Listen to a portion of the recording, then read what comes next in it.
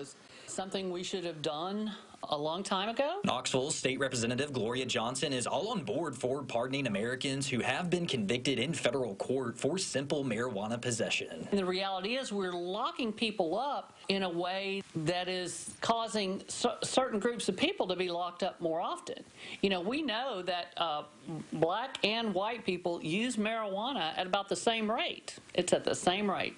However, there are far more percentage of black and brown people locked up for marijuana offenses. And that's got to stop. The president also tweeting Thursday minorities are arrested and convicted of marijuana offenses at disproportionate rates. I don't know anybody serving prison time for simple marijuana possession, okay?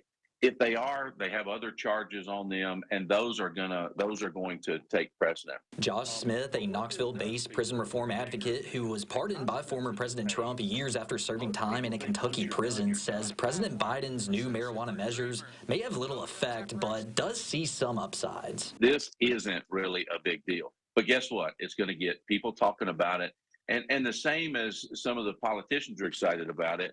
I'll tell you, for me, I just like the conversation to be had. A conversation that, according to WATE's political analyst George Corda, might be short-lived. Will people who are benefiting from this be glad of it? Of course they will. The question is, are they going to go to the polls?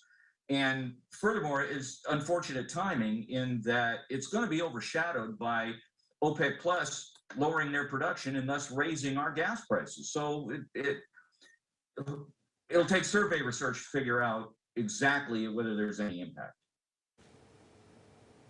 Josh Smith added, although he sees the pardons having little effect, he is thankful they will help former convicts get back on their feet, like obtaining a job or housing. Bo. All right, Wes, thank you. Regardless if states follow suit, the president is tasking the U.S. Attorney General and Health and Human Services Secretary to review the Controlled Substances Act, saying it makes no sense that marijuana is the same classification as drugs like heroin and LSD and higher than the classification of fentanyl and meth.